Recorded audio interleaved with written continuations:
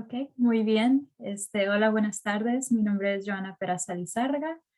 Soy una graduada de la Universidad de UC Davis, del Colegio de Leyes, y trabajo para la Fundación Legal de Asistencia Rural de California, o en inglés que le llamamos California Rural Legal Assistance Foundation. Esta organización es sin fines de lucro. Es una organización que ayuda en casos laborales y en casos de inmigración. Y cuando decimos sin fines de lucro, no cobramos por nuestros servicios.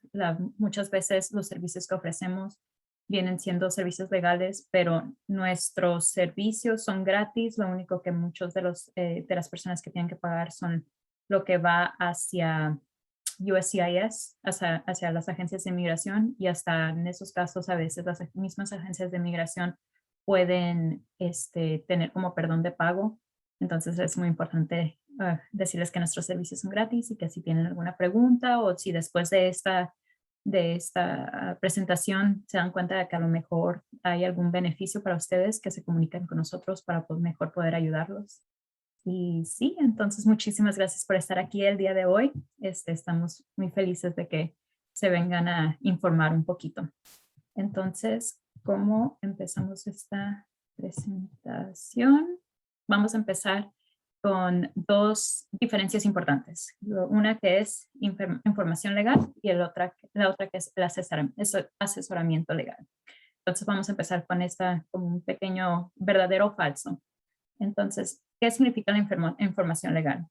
La información legal es básicamente lo que escuchamos en la radio, en las noticias, cuando nos dicen, aprobaron tal ley, aprobaron un nuevo beneficio legal, pero no nos dicen que usted personalmente puede obtener ese beneficio legal. Eso sería asesoramiento legal.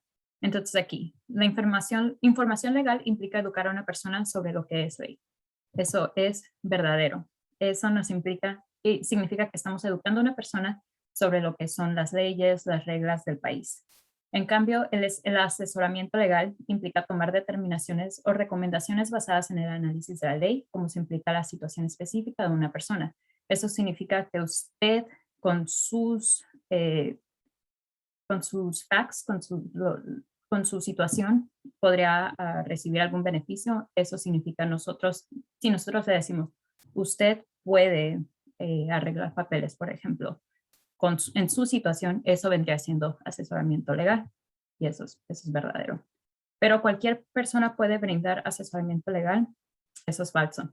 Las únicas personas que le pueden brindar asesoramiento legal serían abogados, que es que una corte les otorgó su licencia. Son las personas que están bajo el mando de un abogado. Entonces muchas veces estudiantes de los colegios de leyes pueden ofrecerle asesoramiento legal. Personas que USCIS les ha otorgado una cierta licencia, esas personas le pueden dar asesoramiento legal. Pero su amigo, su familiar, mientras no tengan el permiso de una corte, mientras no sean abogados, mientras no estén bajo el mando de un abogado, no pueden brindarle asesoramiento legal. Por eso también estamos tratando de pelear contra todo el fraude notarial y tienen que, por favor, tener mucho cuidado con quién le está dando su información y quién le está brindando asesoramiento legal, porque así ocurre mucho fraude. Así que mucho cuidado con eso. Y como aquí dice, si tiene alguna duda sobre su estatus, sobre beneficios legales, por favor, consulte con un abogado. Lo siguiente que vamos a hablar va a ser la diferencia entre una ley y una acción ejecutiva. Muchas veces en las noticias estamos escuchando la diferencia entre una ley y una acción ejecutiva. Eso era muy importante durante la época que estuvimos con el presidente Trump, porque el presidente Trump decía que iba a quitar esto, que iba a quitar aquello, que iba a implementar esta ley, que iba a hacer muchas cosas, muchas cosas. Y pues la verdad, teníamos que estar al pendiente de qué era lo que quería hacer y qué era lo que podía hacer. Un presidente no puede crear o cambiar una ley sin primero pasar por el Congreso. ¿Qué significa eso? Que un representante o un senador introduce una ley. La ley es, cuando ya la debaten, ellos mismos la pasan y después el presidente la firma. Pero entonces, cuando esto pasa, la ley viene siendo algo bastante permanente. Y como es difícil pasarla, también es muy difícil quitarla. La única forma en que puedes quitar una ley es cuando una corte ya no la permite o cuando vuelve a pasar el mismo proceso del Congreso, pasarla y el presidente firmarla. Esas son las únicas formas que en realidad puedes quitar una ley. Un presidente puede cambiar o revocar una firma o firmar una acción ejecutiva sin el Congreso.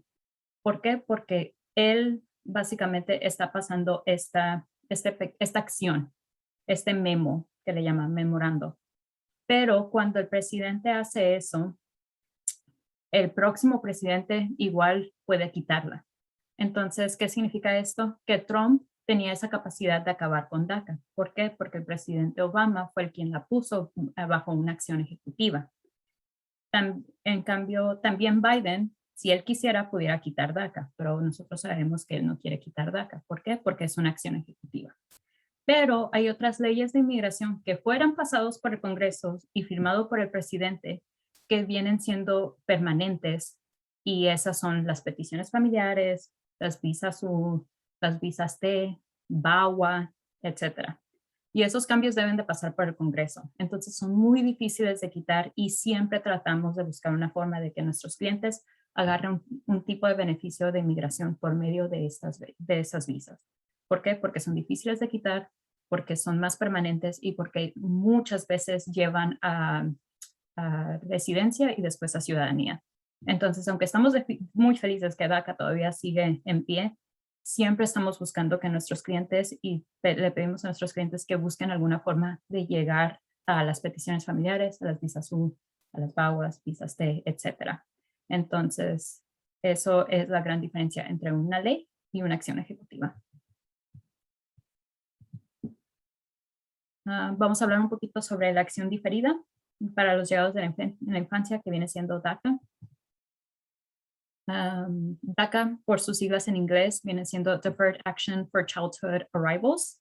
Ese programa empezó en el 2012 bajo el mandato del presidente Obama y fue un alivio temporal de la deportación. Viene siendo les otorgó permiso para trabajar y tarjeta de seguro social. El alivio temporal de la deportación, nosotros lo comparamos, en inglés se llama prosecutorial discretion. Esto viene siendo la forma en que nos gusta compararlo es, por ejemplo, vas en el Highway 80, vas a 70 millas por hora cuando en realidad deberías ir a 65.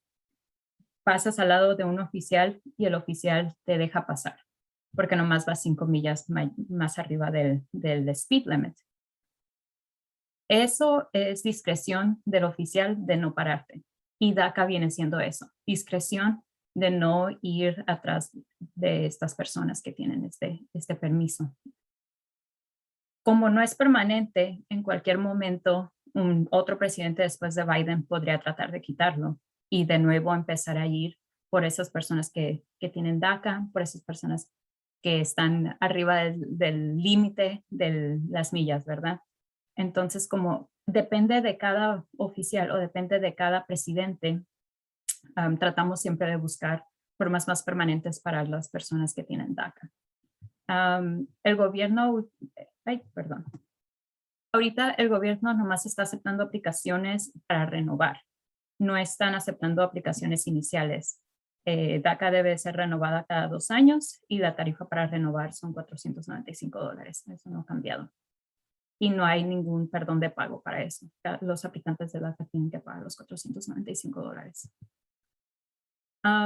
Ahorita DACA ha estado mucho en las noticias porque hubo una temporada donde querían empezar a volver a hacer DACA inicial, pero una corte la paró. Entonces, el 28 de septiembre de 2021, el Departamento de Homeland Security ha emitido una propuesta de regla anunciando su intención de codificar DACA. ¿Qué significa esto? Que están tratando de ir por un proceso donde hacen DACA más permanente y donde donde no sea tan fácil quitarla aunque no ha sido fácil quitarla porque el presidente Trump trató de hacerlo, están tratando de volverla un poquito más permanente. Sin embargo, la regla tendría las mismas pautas de elegibilidad, entonces personas que han estado aquí desde el 2007, personas que no han cometido crímenes, menores de edad cuando entraron a los Estados Unidos, todo lo que sabemos de DACA sería igual. No cambiaron fechas, no cambiaron tarifas, no cambiaron nada. Nomás sería codificarla para hacerla un poquito más difícil de quitar. Ahorita está por un proceso de notificación y comentarios, lo que significa que las personas normales pueden mandarle como comentarios al gobierno diciéndoles por qué esta regla es una buena regla o por qué no es una buena regla. Y para estos comentarios, el público tiene hasta el 29 de noviembre del 2021. Después de que los comentarios sean enviados y revisados por el Departamento de Homeland Security, USCIS ya puede comenzar y adjudicar las solicitudes iniciales de DACA. Entonces, después del 29 de noviembre, vamos a saber si ya podemos enviar nuevas aplicaciones de DACA y seguir renovando DACA y ya va a ser un poquito más permanente. Pero todavía, si ven muchos comentarios malos de esta regla o si van a tratar de editar la regla para agregar ciertas cosas, eso va a ser discreción del Departamento de Homeland Security, entonces vamos a estar muy pendientes, pero hasta ahorita lo más importante es saber que DACA no más para renovaciones hasta este momento. ¿Ok? Lo importante de DACA es que su autorización de trabajo, su tarjeta de empleo, es válida hasta que se venza DACA. El número de seguro social siempre va a ser el de la persona que tiene DACA, aunque después agarre una mica, aunque después se haga ciudadano. Aunque pierda DACA, ese seguro social siempre es de esa persona. Si hay cambios de DACA, si se vuelve a vencer DACA o algo así, pues las personas que tienen DACA no tienen la obligación de informar a la persona que los emplea sobre los cambios de DACA. El supervisor no tiene derecho a preguntar si tiene DACA o cómo recibió su autorización de trabajo. Y el jefe no tiene derecho a despedir a un empleado solo porque tiene DACA o debido a cambios de DACA. Entonces, esas son protecciones que las personas que tienen DACA deberían de ejercer y estar al pendiente. Si usted tiene DACA, recuerde que DACA no es un estatus migratorio, es discreción del fiscal, como dijimos. El fiscal, cada vez que renueva el DACA, tiene la discreción de saber de admitirlo o no admitirlo y de aprobar la aplicación o no aprobarla. Y también, como dijimos, discreción del fiscal viene siendo eso de, básicamente el gobierno está diciendo en este momento que no vamos a ir contra las personas que tienen DACA. El gobierno está diciendo que vamos a evitar gastar en mandar a ICE a buscar a personas que tienen DACA porque pues no tienen crímenes, están trabajando, todas estas cosas. Entonces, no es estatus migratorios, pero es discreción y un tipo de protección. DACA no proporciona un camino al estatus de residente permanente o la ciudadanía estadounidense. Recordemos eso, nomás es el permiso de trabajo, nomás es el seguro social. No es garantizado que cuando un solicitante cumple con todos los requisitos se vaya a agarrar DACA, se decide caso por caso, como les había comentado. No es permanente y puede quitarse en cualquier momento. Solamente dura 2 años, por lo que las personas que han sido aprobadas para DACA deben presentar una solicitud de renovación antes del vencimiento de su DACA. Ahorita hemos estado viendo que DACA se está tardando bastante en ser renovada, entonces en la oficina nos comentaron que tenemos que empezar a mandar aplicaciones 6 meses antes de que se venza. Y depende caso por caso. Han habido casos que se renuevan bastante rápidos, hay otros que han tardado. Entonces, si ustedes tienen DACA, por favor, traten de ir a renovarlo 6 meses antes. Y por todas estas razones, siempre es importante tener en cuenta la posibilidad de otras formas de alivio migratorio para un cliente. Como les dije, DACA no es permanente, es mejor buscar, por ejemplo, y alguna forma en cómo llegar a la residencia permanente y después a la ciudadanía, pero DACA no es permanente, no es estatus. Así que si ustedes piensan después de esta presentación que a lo mejor tienen alguna posibilidad para llegar a su residencia o a la ciudadanía, traten de buscar esa forma. Cambios al cargo público. Durante la administración de Trump escuchamos mucho sobre esto de los cargos, del cargo público. El 14 de agosto del 2019, la administración Trump anunció cambios a la regla de la carga pública que harían diferente que algunas personas reciban la residencia permanente legal a través de un miembro de familia. Pero ya esa regla, aunque entró en vigencia el 24 de febrero del 2020, el 9 de marzo del 2021 ya no aplica esa regla. La administración de Biden la revisó y dijo que no aplica. Entonces, el gobierno ya no está considerando a gente que reciba medical o cupones de alimentos o vivienda pública subsidiada parte del cargo público. Entonces, lo que significa esto es que si usted está pensando en aplicar a buscar su residencia, usted debería de sentirse cómodo buscando este tipo de ayuda del gobierno sin sentirse presionada por miedo a que no le vayan a dar el beneficio. Hay ciertas, y aquí está, la mayoría de las personas aún pueden recibir beneficios públicos. Entonces, hay cierta asistencia de efectiva federal y estatal como CalWORKs, CalFresh, Medical y ciertas Medicaid, y las siguientes personas pueden utilizar de forma segura los beneficios públicos. Los ciudadanos estadounidenses pueden recibir beneficios públicos. Por favor, si sus hijos son ciudadanos estadounidenses, no los saquen de los beneficios públicos. Si tienen medical, si reciben algún tipo de estampillas de comida, trate de no sacarlos por miedo a estos problemas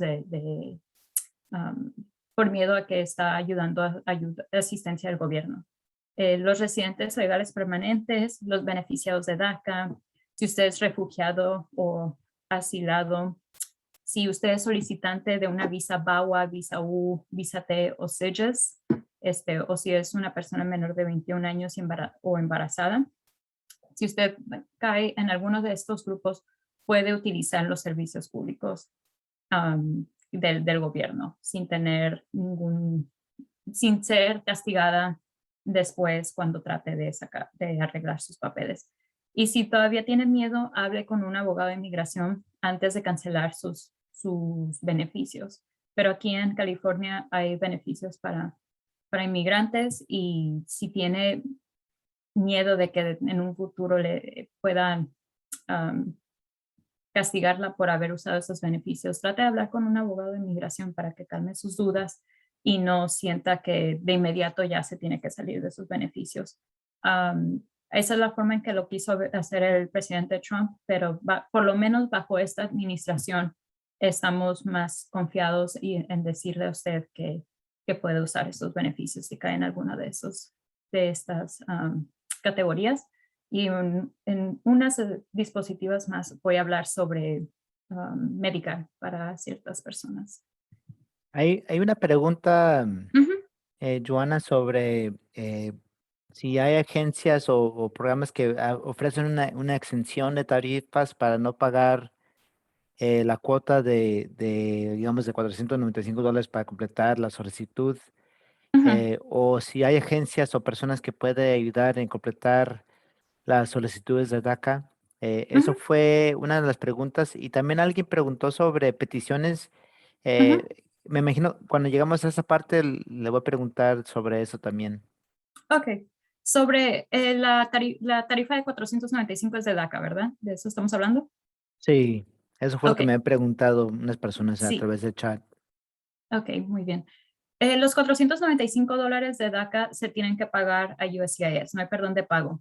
Hay ciertas agencias, y nosotros, California Rural Legal Assistance Foundation, somos parte de ellas, donde si usted aplica a DACA por medio de nosotros, muchas veces, ahorita desafortunadamente no tenemos, pero a veces tenemos becas. Entonces nosotros terminamos pagando, haciendo el cheque de 495 o el money order y lo manda con su aplicación a USCIS.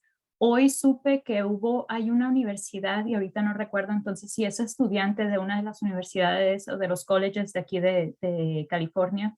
Muchas veces las mismas universidades tratan de buscar una beca para ayudarla a pagar los $495, porque entendemos que $500 cada 2 años sí puede ser mucho, y por eso estamos tratando de ver alguna otra, esperemos que haya alguna reforma migratoria u otra forma donde no estén teniendo que pagar este tipo de dinero. Pero por ahorita, si busca diferentes organizaciones aquí en Sacramento, a veces tienen dinero para, para darles como una beca, pero USCIS en sí no tiene ningún perdón de pago. Tendría que buscar beca por afuera, alguna organización que vaya a pagar la cuota.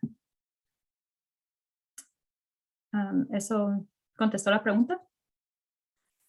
Sí, sí, por ahora. Ok, gracias. Entonces vamos a hablar sobre la información general de inmigración. Durante la administración del presidente Biden, él ha revocado la orden de Trump para excluir a los no ciudadanos del censo. La próxima vez que haya censo en los Estados Unidos, todavía se van a poder contar a los inmigrantes. Entonces, este censo pasado, yo sé que hubo mucho miedo, donde gente no quería abrir la puerta o llenar el censo por medio de su estatus migratorio, pero no debería de, incluso en el 2020, no habían, no iban a castigar a los inmigrantes por contestar el censo. No iba a haber ningún tipo de castigo o retaliation o algo así para en contra de los inmigrantes. Entonces, de todas maneras, el presidente Biden ha revocado esa orden. Entonces, en el próximo censo, por favor, que cuenten a los inmigrantes, no tengan miedo.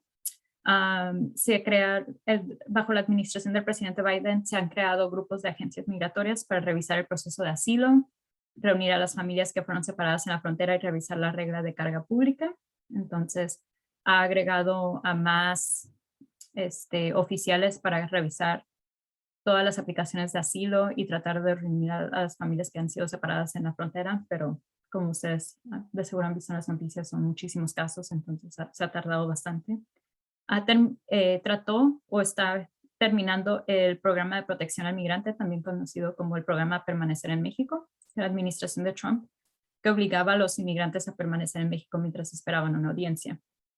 Sin embargo, un juez federal de Texas dijo que este programa debe de reiniciarse, pero la administración del presidente Biden recientemente dijo que tiene la intención de volver a terminarlo de nuevo. No quieren, según la administración del presidente Biden, quieren completamente terminar con este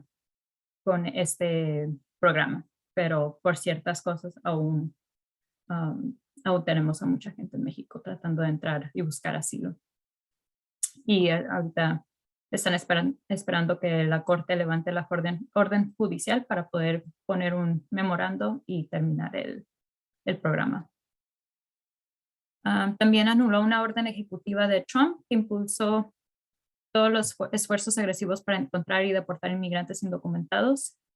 Bajo la administración de Trump había convertido en una prioridad para deportación a todos los inmigrantes que estuvieran indocumentados aquí en los Estados Unidos.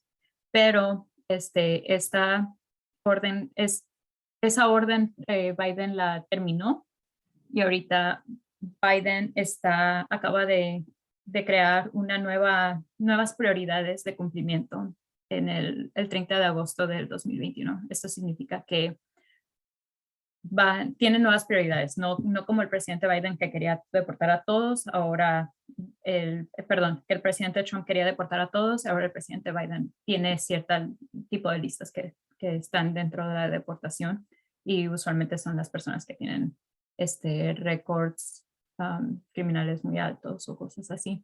Y el nuevo memorando de prioridades entra en vigor el 29 de noviembre y se centra más que nada en la seguridad nacional, seguridad pública y seguridad fronteriza. Entonces, sí, ahorita las prioridades para las deportaciones no son tan extremas como fueron durante el mandato del presidente Trump. Luego, el TPS. Ahora están renovando las aplicaciones del TPS nuevamente y bajo esta administración, bajo la administración de Trump, no estaban renovando las aplicaciones del TPS. Y como muchos saben, el TPS nomás están renovando aplicaciones, no puedes aplicar desde el principio. No están aceptando nuevas aplicaciones. Entonces, simplemente renovaciones de TPS similarmente a lo que estamos viendo con DACA, solamente renovaciones. Y en las noticias hemos escuchado mucho sobre una reforma migratoria. Yo creo que llevamos todo este año escuchando sobre reforma migratoria. Y la verdad es que aún hay mucha incertidumbre. Muchos de estas reformas migratorias se ven muy bien en papel, pero no se han podido pasar por medio del Congreso. El Congreso, los demócratas del Senado han estado tratando de pasar algo, han estado tratando de hacer el proceso de reconciliación del presupuesto, que viene siendo budget reconciliation, pero no han tenido éxito. Entonces, por ahorita, lo importante que tenemos que comprender es que no hay reforma migratoria. No dejen que otras personas le digan que ya, o si los ponen en una lista de espera, eso todavía no, la reforma migratoria desafortunadamente no existe aún. Entonces, por favor, no dejen que les vendan la idea de que ya existe, porque no existe. Y ya hemos visto fraude donde gente está esperando ya recibir sus papeles porque el Citizenship Act del 2021, eso no pasó. Entonces, hasta que no haya nada en el escritorio del presidente Biden y sea firmado, todavía desafortunadamente no tenemos reforma migratoria.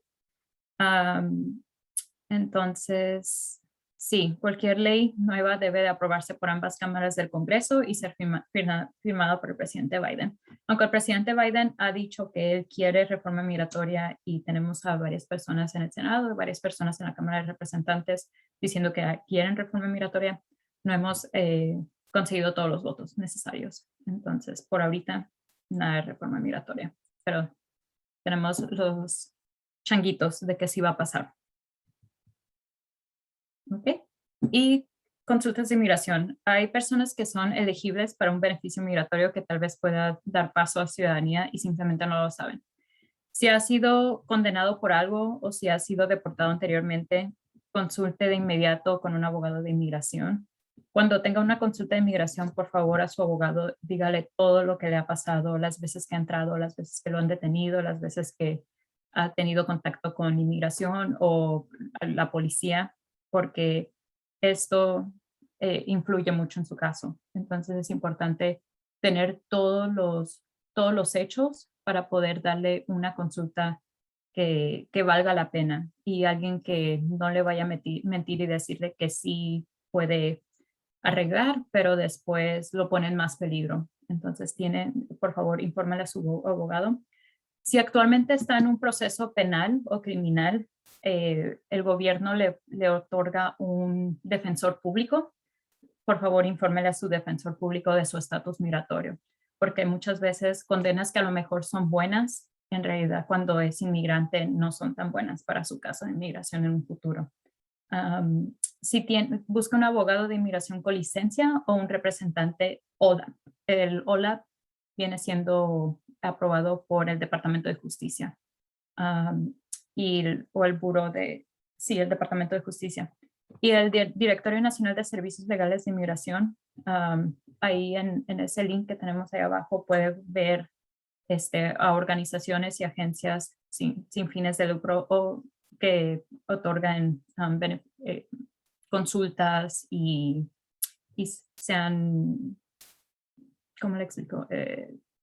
Consultas de inmigración gratis, básicamente. Ok. Y si es indocumentado, aquí hay algunos beneficios de inmigración para poder arreglar su estatus migratorio, aunque haya vivido en los Estados Unidos. Desafortunadamente no hay muchos, entonces es importante conocer los que hay. Algunos remedios son petición familiar, Si un individuo tiene algún familiar que es ciudadano americano o residente permanente, hay la posibilidad de que puedan meter una aplicación para usted, para que usted se vuelva residente permanente, pero de verdad depende mucho del cada caso y depende del tipo de relación. Por ejemplo, si está metiendo una petición para su papá, su mamá o sus hijos o su esposo, usualmente no hay lista de espera, no tienen que esperar tanto, las visas están disponibles. Pero cuando es residente permanente, llegan a ver lista de espera, por ejemplo, si está tratando de pedir, usted es ciudadano y está tratando de pedir a su hermana y es mexicana, usualmente tardan como 20 años en poder arreglar. Hay unas listas de espera larguísimas. Entonces, depende del estatus de la persona que está pidiendo a su familiar, y también depende del tipo de parentesco familiar que exista. Entonces, tienen que tener un poquito de cuidado con eso. La visa U es para las personas que han sido víctimas de ciertos crímenes. Eh, Hay una lista específica de los crímenes que califican para la visa U, entonces tienen que checar esos. Y además, para la visa U tiene que haber un reporte policíaco y la policía o el magistrado tiene que firmar un papel diciendo que usted ayudó durante el caso. Si no fue a la corte, posiblemente el departamento del sheriff, el departamento de policías pueden firmar ese papel diciendo que usted ayudó o va a ayudar en un posible caso. Y si sí hubo caso que usted, por ejemplo, testificó o estaba dispuesta a testificar. Esa es la visa U. VAWA viene siendo para las víctimas del abuso de algún miembro familiar, o sea, esposo o hijo, pero tiene que ser el abusador, tiene que haber sido residente permanente o tiene que haber sido ciudadano americano. Entonces, la persona que cometió el abuso tiene que haber tenido estatus, y la persona que que fue abusada no tiene que tener estatus, y por eso estás aplicando para esta visa. Lo que trató de hacer el Congreso ahí es que muchas veces las personas que tienen estatus y abusan a las otras personas están usando este tipo de poder sobre ellas, diciendo que si algún día me dejas, no te voy a arreglar, o les están diciendo que les van a arreglar pronto y nunca lo hacen, y al mismo tiempo están sufriendo violencia doméstica en la casa y no se van porque tienen la esperanza que van a arreglar. Entonces, la visa VAWA, eso es lo que hace, trata de ayudar a esas personas para que salgan de ese círculo de abuso y al mismo tiempo puedan arreglar sin tener que estar esperando a la persona que es ciudadana o residente. La visa T son para las víctimas de tráfico. La visa T también tienen que mostrar que han ayudado a las agencias, ya sea la policía o la persona que está investigando el caso. La visa T casi no hay, mucha gente no aplica porque es muy específica. En cambio, con la visa U se me olvidó decir que dura la visa U ahorita, como las agencias nomás pueden agarrar un número de casos. Ahorita se está tardando entre 5 y 8 años aprobar un caso, pero sí, de todas maneras va a estar aquí en los Estados Unidos sin estatus migratorio por 5, por 8 años. Mejor tener algo ya dentro de las agencias, porque los 5 años se vuelan, y a lo mejor en 5 años ya va a poder tener su visa, va a tener su permiso de trabajo, y en 3 años se hace residente permanente. Entonces, algo para pensar. El asilo es para las personas que han sido perseguidas en su país de origen, pero lo importante de saber ahí del asilo es que tienen que aplicar al año de haber llegado a los Estados Unidos. SIGIS es específicamente para los individuos que son menores de 21 años y han sido abandonados por uno o ambos de sus papás. Esta forma de alivio tiene parte de ella, son dos partes. Una parte es la parte de inmigración, pero la otra parte también es parte del gobierno estatal. Entonces tienes que ir a la corte de tu estado y decir que tus padres te han abandonado. o uno o ambos de tus padres están abandonados y de ahí la corte firma una orden y ya puede empezar el proceso de inmigración. Entonces a veces es un poquito tedioso, pero como le digo, es un remedio. Y la última son las visas basadas en el empleo. Este tipo de visas usualmente las tiene que pedir la persona que la ha contratado y en esas visas usualmente no las hacemos aquí en California Rural Legal Assistance Foundation porque nos enfocamos más en las otras, en la petición familiar, en la visa U, VAWA, visa T, asilo, SIGIS. Entonces, si usted piensa que trabaja en un lugar donde puede calificar para este tipo de visa, de las visas en empleo, les recomendamos que vaya con un abogado y trate de ver cuál es el proceso. Pero como le digo, usualmente el proceso lo tiene que iniciar la organización o la agencia que lo está contratando a usted. No es como yo puedo ir a pedir una visa de empleo. No, mi jefe tiene que pedir una visa de empleo por mí. Y este tipo de ejemplos son leyes. Volvemos a lo que es acción ejecutiva contra ley. El presidente no las puede cambiar o eliminar por sí solo. Estas sé que son básicamente permanentes y han sido permanentes por mucho tiempo. Entonces, estas son las que tratamos de enfocar y tratar de meter a las más personas que podemos, meterlas en ese tipo de remedios porque ya van hacia la residencia y de ahí a la ciudadanía. ¿Algún tipo de preguntas aquí? Eh, es más en la siguiente parte con el tema de peticiones. Ok. Cuando una persona llega entró al país con Ujú, visa de turista y se quedó, ujú. tiene un hijo que ya es mayor de edad y quiere saber en ese caso, qué le recomiendo o qué puede hacer ella o él con esta situación migratorio. Sí, si nomás llegan a ver cierto tipo de lo que le llaman castigos, ¿verdad? Los castigos, hay tres tipos de castigos aquí en los Estados Unidos. Ahí, lo bueno de haber entrado con una visa de turista es que una de las cosas que ocupa para ajustar estatus es haber sido admitida e inspeccionada cuando entra al país. Entonces, las personas que entraron por el desierto, por el río, partes donde no hubo un agente migratorio que los dejara entrar, muchas veces tienen que ir por el proceso consular, que viene siendo regresar a tu país de origen y tratar y tener la entrevista en tu país de origen. Aquí ocuparía un poquito más de información sobre este caso porque aunque ha sido inspeccionada y admitida, no sé cuántas veces ha salido del país y cuánto tiempo ha estado dentro del país. Como le digo, hay tres diferentes tipos de castigos. Hay el de 3 años, hay el de 10 años y el permanente. El permanente es cuando ha entrado al país sin inspección, ha salido y ha volvido a entrar, ha vuelto a entrar al país sin inspección. Ese es el castigo permanente y se supone que no podrían arreglar papeles así. Um, Al menos que haya algún tipo de excepciones, pero son muy pocas.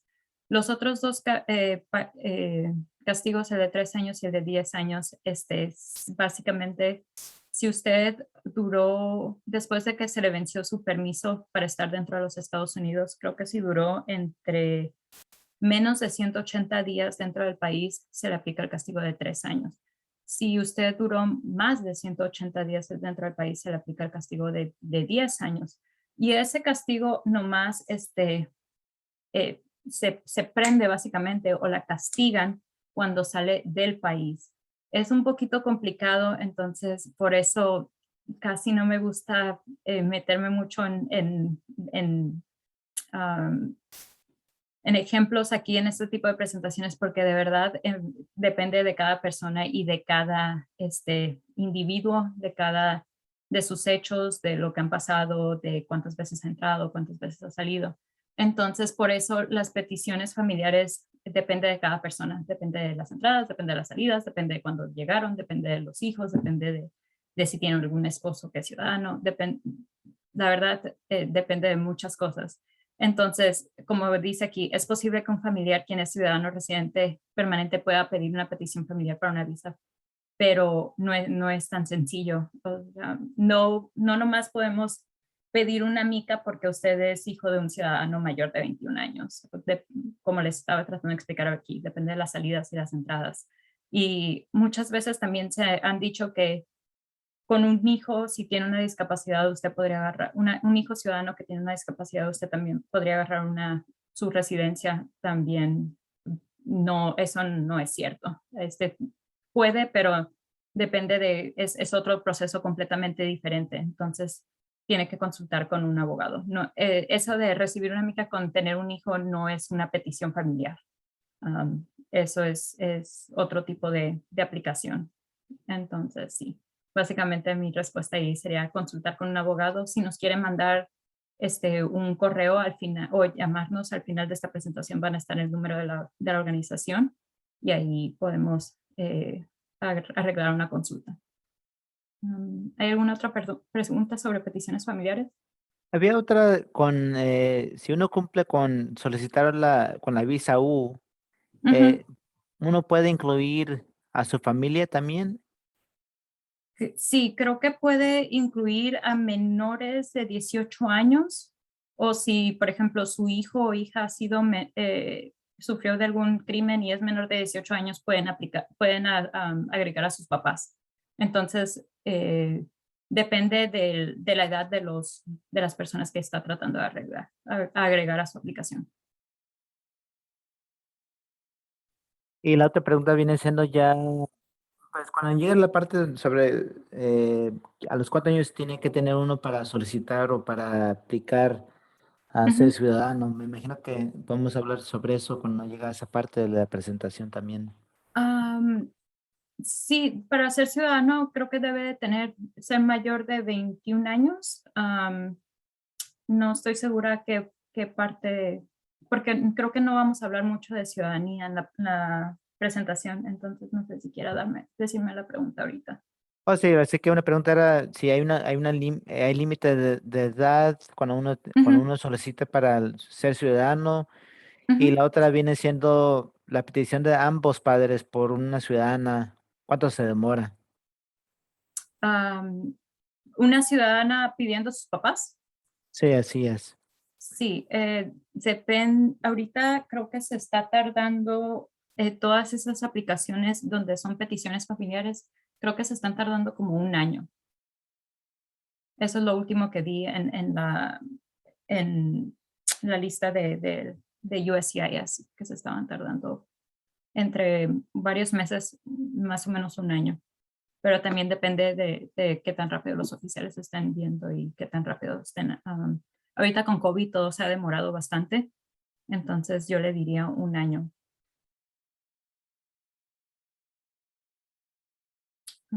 ¿Alguna otra pregunta? La otra viene siendo con el tema de la visa U. Usted comentó de que era para los que menores de 18 años, pero no se Ujú. puede incluir a su pareja. Eso fue A la, lo que preguntó. ok, a la pareja, ahorita no recuerdo, entonces no le quiero decir que sí, pero lo que recuerdo bien es a los hijos. A los hijos sí pueden y los hijos pueden pedir a los padres si fueran menores de edad, pero no creo que a la pareja no. Um, pero ahorita que terminamos la presentación, déjeme checar y ya ahorita le contesto bien esa pregunta. ¿Ok? En California California ha sido un estado bastante bueno, se podría decir, con los inmigrantes. Han habido leyes que nos han apoyado a los inmigrantes en este estado y algunas de las que conocen ustedes, por ejemplo, es la AB 60, donde otorgaron visas, no, perdón, no visas, licencias para conducir en California a los indocumentados que viven aquí. Esas licencias nomás deben de ser usadas para poder manejar y poder sacar aseguranza al carro, pero tienen una pequeña leyenda en la esquina que dice not valid for federal purposes, o sea, no válida para cosas federales. Entonces, si usted llega a ir a una corte federal, en realidad no puede usar esa licencia. Nomás se supone que es para manejar y para poder conseguir una aseguranza. En el cuidado médico, todos los residentes de California que son menores de 25 años o menores pueden solicitar medical. Esta ley fue pasada en enero de 2020, donde Medical se amplió a los residentes menores de 25 años. Ahorita en el condado de Sacramento hay un cierto tipo de programa de servicios para indigentes del condado donde menores de 65 años pueden calificar para algunos servicios de atención médica. Eso no significa que es seguro médico, pero pueden aplicar a calificar a ciertos tipos de servicios médicos. Entonces, ciertas emergencias, ciertos cuidados. En el condado de Sacramento ahorita ya hay un poco de ayuda para atención médica para los indocumentados. No conozco mucho de este programa porque es nuevo, pero si les interesa saber un poco más, nos pueden mandar un correo y nosotros podemos ayudarlos a navegar ese sistema, pero como les digo, eso nomás es aquí en Sacramento. Medical es para todo el estado de California. Y en el julio de 2021, hace unos meses, ahora ya hay una expansión de Medical.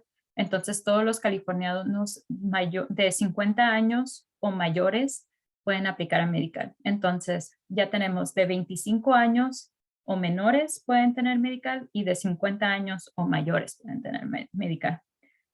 Pero entre 26 y 49 no hay cobertura de Medical todavía. Y la esa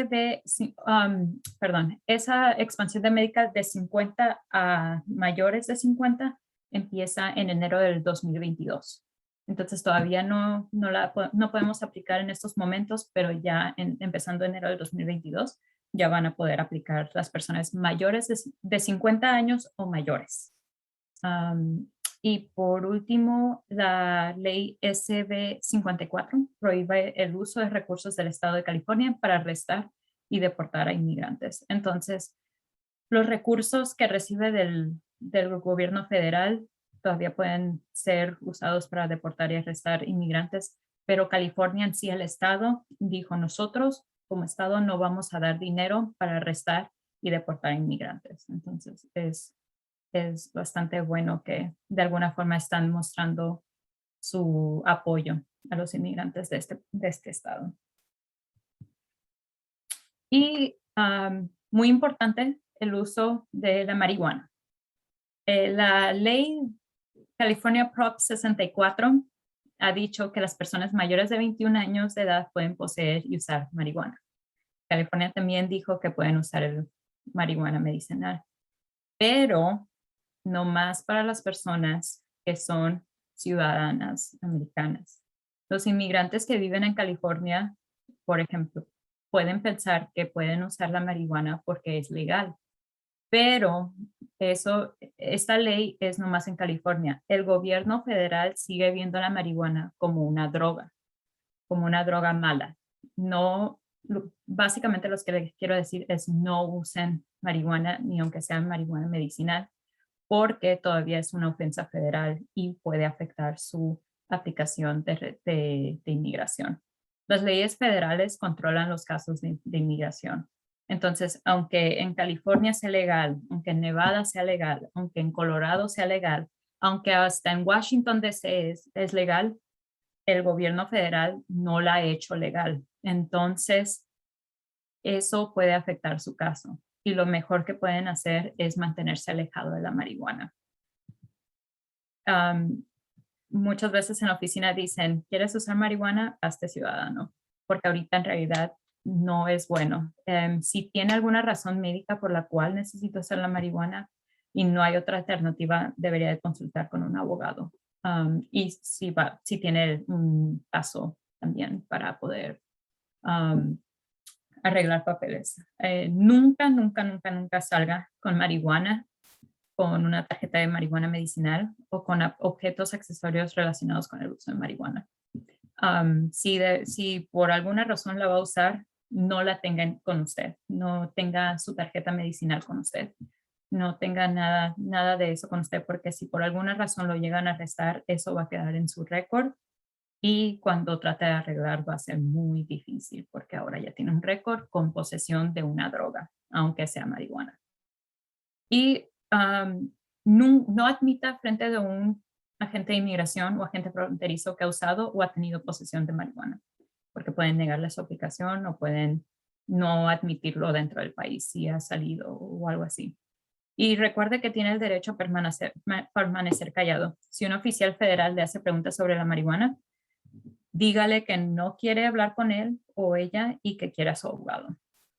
Entonces, eso es lo más importante para entender de la marihuana, es que aunque sea legal en el estado y en muchos estados ahorita, sigue siendo un crimen federal y acuérdense que la ley federal es la que afecta sus aplicaciones de inmigración. Entonces, nada de marihuana, por favor. Y la ciudadanía es la mejor forma de protección.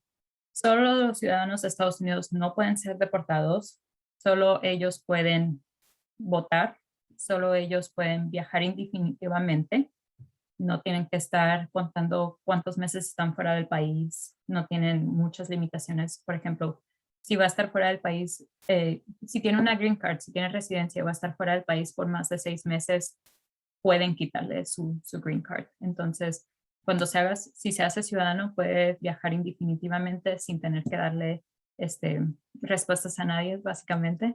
Puede peticionar visas familiares para sus miembros de su familia y tiene acceso a beneficios públicos sin restricciones. Okay. Si va a viajar fuera de los Estados Unidos, si es indocumentado, no deje el país. No deje el país para nada. Si tiene visa, conozca y utilice sus derechos. Y si usted es residente permanente, conozca y utilice sus derechos y no firme el formulario I-407 cuando regrese. Hace tiempo hubo agentes fronterizos que estaban haciendo firmar a personas que tenían residencia este formulario, el I-407. ¿Qué es este formulario? Básicamente está usted diciendo que no quiere, que está dejando su residencia permanente, que ya no la quiere. Es difícil, y cuando la firman es muy difícil tratar de explicar que usted no sabía lo que estaba firmando, que no conocía que este formulario le iba a quitar su residencia permanente. Entonces, aunque no hemos escuchado que esto esté pasando últimamente, yo creo que es importante saber lo que significa este formulario y la verdad no debería de estar firmando nada en un crucero, no debería estar firmando nada que le dé un agente fronterizo, al menos que esté con un abogado. Entonces, de nuevo, si es un documentado, no deje el país. Si tiene visa, conozca y utilice sus derechos. Y si es residente permanente, conozca y utilice sus derechos, pero no firme ningún formulario cuando regrese. ¿Alguna pregunta? No por ahora. Las preguntas que veo vienen siendo ya, por ejemplo, Ujú, cómo se puede solicitar una visa para una visa turista para sus padres. ujú, Y las otras preguntas eran más preguntas como particulares que ya le comentamos ujú, que mejor se comunicara ya después de la presentación con usted. ujú. Ok, Eh, muy bien. Aquí otra pregunta dice, una persona de 21 años ingresó con visa turista Ujú, pero en el mismo aeropuerto la devolvieron e hicieron firmar una declaración indicando de que hubiera intención de quedarse. ¿Cuánto es ok. el castigo? Ok, ese no lo había escuchado. Tendríamos que ver, no sé si ella tendrá alguna copia del documento, ella o él, perdón, tendría alguna copia del documento que firmó, porque sería importante ver ese documento. Yo, Sí, no, yo no sabría decirle. le puedo pasar su correo electrónico Ujú. y Sí, así por ya favor, después pásalo. pueden hablar ya después de la presentación. Ujú, muy bien. Ok, y ya esta es la última parte de esta presentación, viene siendo la parte de conozca sus derechos. Am, Aunque sean indocumentados, sean ciudadanos, sean residentes, todas las personas dentro de los Estados Unidos tienen ciertos derechos, sin importar quién sea el presidente, sin importar su estatus migratorio. Como siempre, trate de evitar cualquier interacción negativa con la policía o agentes de inmigración. Pero por si alguna razón tiene interacción con estas personas, trate de mantenerse calmado, pero sepa que que tiene derechos aunque sea indocumentado. Si usted tiene ciertos documentos de inmigración válidos, siempre manténgalos con ustedes. Sé que muchas veces tratamos de guardar todo en un cajón porque qué tal si se nos pierde o algo así, pero en algunas situaciones es mejor tener los documentos de inmigración con usted por si llega a pasar algo. También en California tiene derecho a grabar a cualquier oficial, al menos que le oculte que lo está grabando. Entonces, si llega a ver alguna interacción que usted piensa que no está bien, que está violando los derechos de otra persona, usted puede grabar al oficial, pero mientras, básicamente el oficial también tiene que saber que lo está grabando. Y la aplicación Mobile Justice California, es buena para ese tipo de situaciones. Y lo más importante es nunca le mienta a un oficial. Aunque se ponga nervioso, aunque piensa que le va a ir peor si dice la verdad, no le mienta, pero también sepa que tiene derecho a guardar silencio. Cuando está en público, usted tiene el derecho a permanecer callado. Puede negar hablar con agentes de ICE o con la policía, pero usted le tiene que decir que está buscando mantener ese derecho de permanecer callado. Si es indocumentado, admitiendo que no es ciudadano de los Estados Unidos y no mostrar documentación que puede estar dentro de los Estados Unidos, puede causar que lo arresten.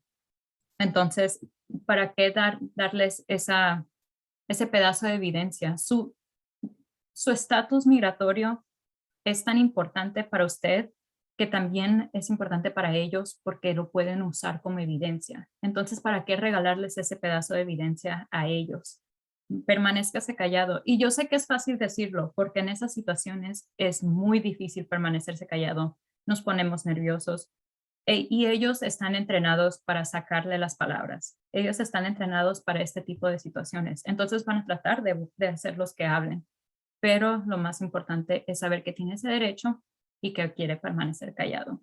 Si usted se encuentra en un sitio público en California, no tiene la obligación de mostrar una identificación. Sin embargo, si está manejando y un agente de California, el Highway Patrol, lo para, sí tiene que mostrar su licencia. Si tiene una licencia AB60, se la muestran. Para eso están, para hacer licencias desde California para las personas indocumentadas. Si no tiene licencia, diga que no tiene, pero no diga de qué país es o de dónde es originario. No, no, no más diga que no tiene licencia, que le den el ticket por no tener licencia y listo, que así quede. Pero sí, lo más importante es, como le digo, ese pedazo de evidencia, mantenérselo usted. Si un oficial toca su puerta, no abra la puerta. Pídale a su familia que pregunte quién está en la puerta antes de abrir. Usted pregunte quién está en la puerta. Si le dice que es un oficial, no abra la puerta al menos que haya una emergencia adentro de su casa y necesita ayuda. Entonces, cuando ocupa ayuda, abra la puerta. Si no, no abra. Un oficial tiene que tener una orden judicial válida para poder entrar a su hogar. Agentes de ICE nunca tienen esa, bueno, no quiero decir nunca, raramente la tienen. Y ellos, si no tienen una orden judicial, no pueden entrar sin su consentimiento. Entonces, si alguien toca su puerta y usted abre, básicamente les está dando consentimiento de entrar. Una forma en que un abogado me lo explicó fue de esta forma. Le tocan su puerta, le dicen, ¿quién es? Les dice, oficial de policía.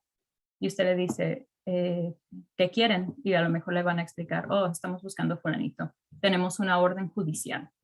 Si usted abre y a lo mejor le van a enseñar un papel, pero no sabe qué papel es, entonces ya le dio consentimiento. En cambio, si usted no abre y sí traen una orden judicial, lo más probable es que sí le van a quebrar la puerta. Pero en ese momento, el menor de sus problemas va a ser la puerta, va a ser el crimen que a lo mejor va por la persona que están buscando, el crimen, la corte, la cárcel, todo eso. Pero el menor de su preocupación va a ser esa puerta que a lo mejor quebraron. En cambio, si no tienen una orden judicial, no entraron a su casa y no le quebraron la puerta. Y ahorita le voy a enseñar ejemplos de la orden judicial. Esta es una orden judicial. Por ejemplo, arriba dice United District Court, United States District Court. Aquí dice in the Northern District of California. Está firmado por un oficial. Una orden normal. Esta es una orden judicial. Esta es una orden que fue firmada por un juez. Pero la orden judicial es con la que pueden entrar a su casa. Esta es una orden administrativa y esta es la orden que tienen los agentes de ICE.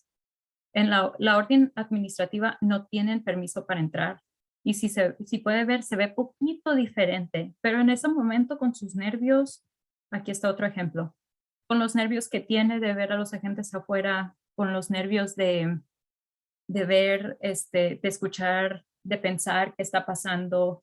No, la verdad, ¿quién sabría la diferencia bien entre esta orden que sí entran a su casa y esta orden que no entran a su casa? Esta es una orden donde van a arrestarlo por procesos de inmigración. Esta es una orden que lo van a arrestar para algún proceso criminal. Entonces, lo que muchas veces decimos es simplemente no abra la puerta. Y sé que se va a escuchar feo, pero yo creo que eso es lo mejor que puede hacer. Simplemente no abrir la puerta.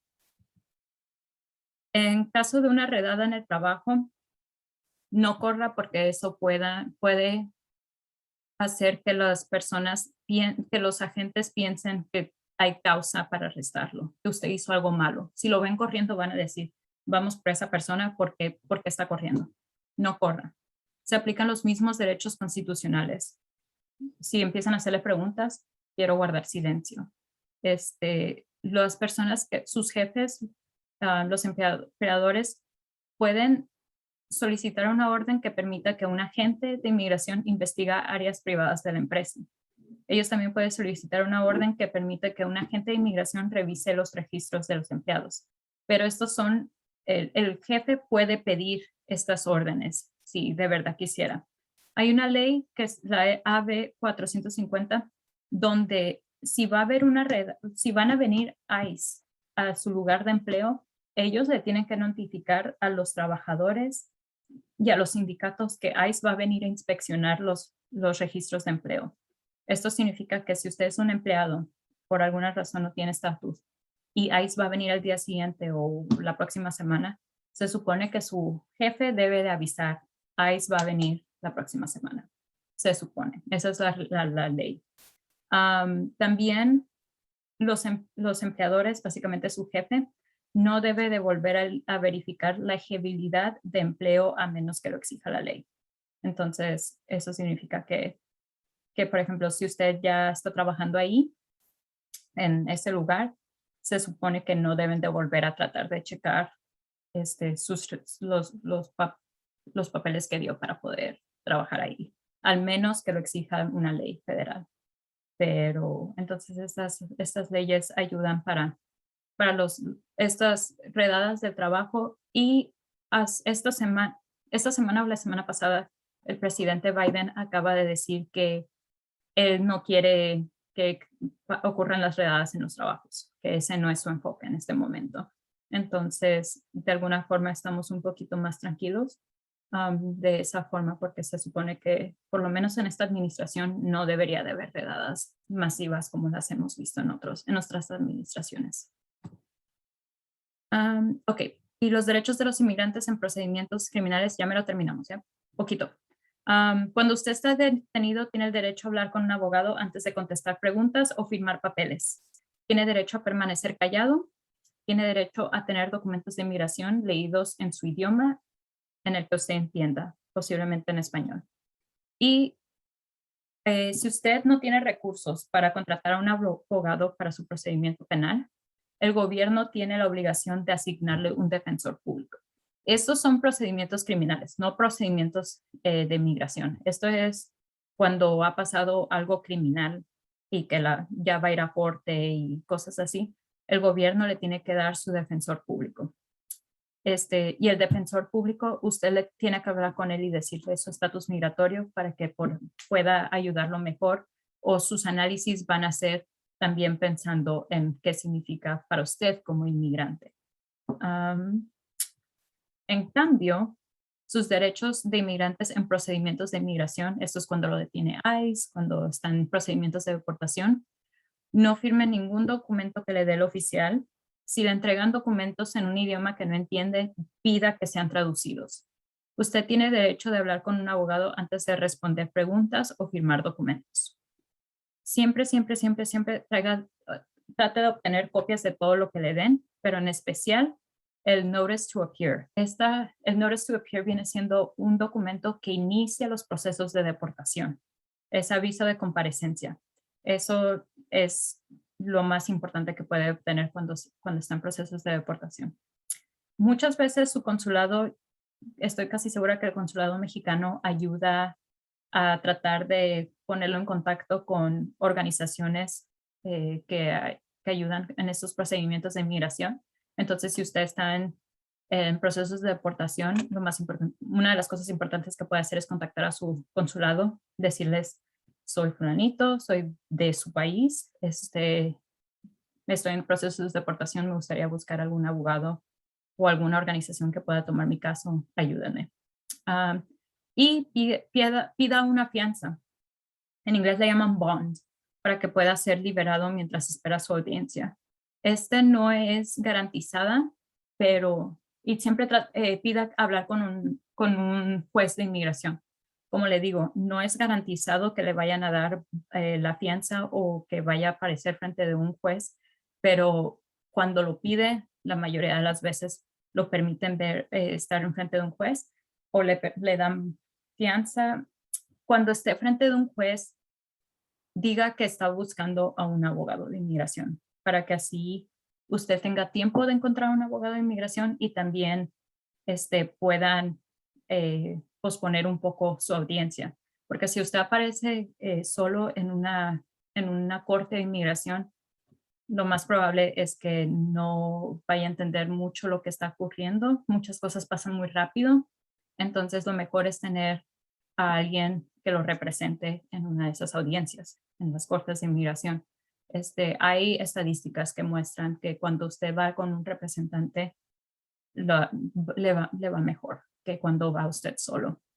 Y usted en estos procedimientos de inmigración, cuando usted está con ICE, cuando va enfrente de un juez de inmigración, puede traer un abogado, pero el gobierno no tiene que otorgárselo. Entonces, en los procedimientos criminales, a fuerzas le tienen que designar un defensor público, pero en procedimientos de inmigración, el gobierno no tiene que darle ningún tipo de abogado. Usted tiene que buscarlo, usted tiene que pagarlo o puede contactar a organizaciones como la nuestra, donde la ayuda legal es gratis. Y aquí hay unos números para respuesta rápida. Si está en la región del Sacramento, ahí está el número. Y si está en la región del Central Valley, del Valle Central, ahí está el otro número. Estos números, nomás úselos si está usted con sus propios ojos está viendo que alguien está arrestando a ICE, ICE está arrestando a alguien, o si sabe que alguien fue detenido por ICE en las últimas 12 horas. Estas líneas de respuesta rápida tratan de ayudar a esa persona que fue arrestada y al mismo tiempo avisan, hey, está ICE en fulanita parte. Traten de evitar esas partes, esa área. Entonces tenemos una comunidad donde estamos tratando de mantenernos todos comunicados en este tipo de eventos. Entonces, muchas gracias por darme su tiempo, por estar aquí conmigo el día de hoy y escuchándome hablar por casi una hora, un poquito más de una hora y espero que hayan aprendido un poco y si tienen más preguntas, por favor, mándenos un correo o márquenos para una consulta. No sé si haya más preguntas ahorita en el chat.